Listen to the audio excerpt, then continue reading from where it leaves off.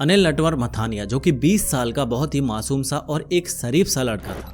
वह एक MBBS का स्टूडेंट था और पढ़ने में वह बहुत ही ज़्यादा ब्रिलियंट था, क्योंकि अनिल ने 12वीं के बाद फर्स्ट अटेम्प्ट में ही उसने 545 मार्क्स स्कोर किए थे और अपना नीट का पेपर क्लियर किया था। इनफैक्ट अनिल अपने पूरे के पूरे परिवार में पहला ऐसा लड़का था जिसने नीट क्लियर किया था। इसके जो डैड हैं वो एक किसान हैं और इसकी 2 बहनें भी हैं।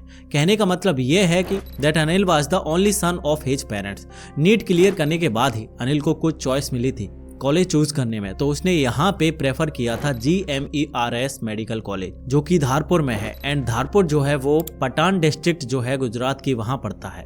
अब यहाँ पर यह मेडिकल कॉलेज सिलेक्ट करने का रीजन जो अनिल के द्वारा उसके पेरेंट्स को बताया गया था वो यह था कि उसकी नज़रों में यहाँ का मैनेजमेंट, यहाँ का जो स्टाफ था और यहाँ के students compare to other medical college वो अनिल की नज़रों में ज़्यादा बढ़िया थे। और जो अनिल का घर था वो यहाँ से सिर्फ 150 किलोमीटर ही दूर था।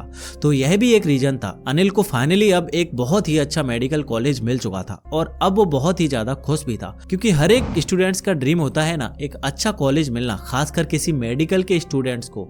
अगर हम देखें तो लोग कितना ज़्यादा कम्पीट करते हैं कि हमारे अच्छे नंबर आए, हमें अच्छा रैंक मिले ताकि हमें कोई बढ़िया मेडिकल कॉलेज मिले। और अनिल के केस में भी बिल्कुल ऐसा ही था, क्योंकि यह पहला था अपने पूरे के पूरे परिवार में जिसने यहाँ पे नीट क्लियर किया था और मेडिकल कॉलेज उसे मिल चुका था। बेसिकली वो बहुत ही ज्यादा खुश था अपनी लाइफ से और पढ़ाई में तो वह ब्रिलियंट स्टूडेंट था ही। अब एक महीना गुजर जाता है, अनिल को एक मेडिकल कॉलेज में वो अक्टूबर 2024 में यहाँ पे आया था, लेकिन 16 नवंबर 2024 की रात को कुछ सीनियर्स के द्वारा 11 फ्रेशर्स जिनका ये फर्स्ट ईयर था, बेसिकली इस मेडिकल कॉलेज में उन्हें अपने रूम पे बुलाया जाता है। यहाँ पे करीब 15 सीनियर्स थे और 11 ऐसे स्टूडेंट थे जिनका ये फर्स्ट ईयर था।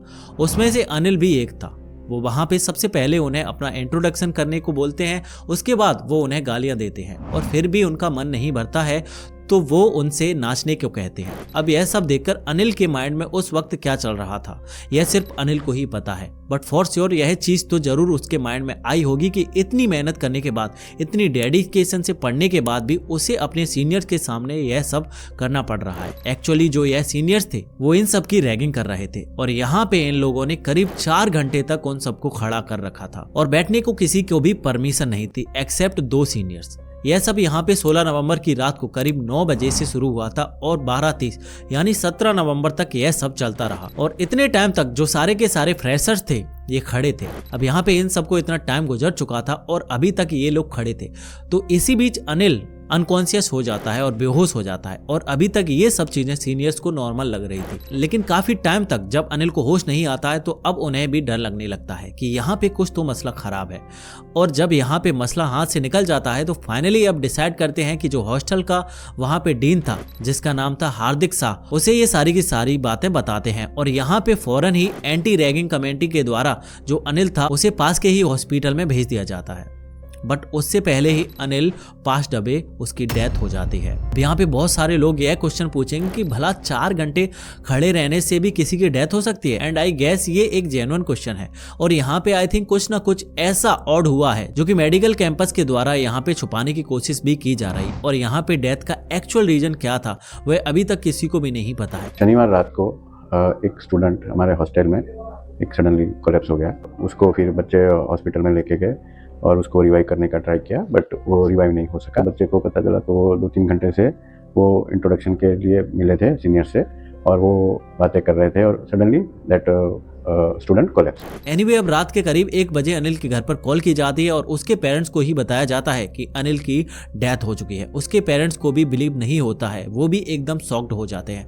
अभी कल ही तो अनिल से उनकी बात हुई थी और वो कल बिल्कुल ठीक था, तो एक दिन के बाद में ऐसा उसके साथ क्या हुआ कि उसकी डेथ हो गई। तो अब यहाँ पर सारे के सारे लोग डिसाइड करते हैं कि अनिल का पोस्टमार्टम करवाया जाए, तो कम से कम यह तो सामने आए कि एक्चुअल रीजन क्या है डेथ का। अनिल के कजन है जिनका नाम है गौतम मिथानिया, उनका कहना यह है कि आज करीब इस इंसिडेंट को हुए 2 हफ्ते बीत चुके हैं, इसके बावजूद भी अभी तक अनिल की पोस्टमार्टम रिपोर्ट नहीं आई है। और तो और कॉलेज के स्टाफ के साथ और ना ही अथॉरिटी के साथ उनकी बात हो पा रही है। अनिल के एक और कजन है जिनका नाम है संदीप, उनका यह कहना है कि हमें अपने भाई के लिए जस्टिस चाहिए और हमने उन सभी का टर्मिनेशन नहीं बल्कि सस्पेंशन चाहिए, जिन 15 सीनियर्स ने मिलकर अनिल के साथ यह सब किया था। और तो और वह यह भी बोलते हैं कि इनको ना ही इंडिया में और ना ही अब्रॉड कोई पढ़ने का हक है। भला यह किसी की क्या हेल्प करेंगे डॉक्टर बनने के बाद, जिन्होंने एक बच्चे की जान ले ली। बाय द वे, मैं यहाँ पर उन सीनियर्स के नाम मेंशन कर देता हूँ, आप यहाँ पर रोकें और पढ़ सकते हैं। अनिल की फैमिली से बात करके पता चलता है कि अनिल की जो एक बड़ी बहन थी उसकी शादी फेब 2025 में थी और अनिल उसके लिए बहुत ही ज्यादा खुश था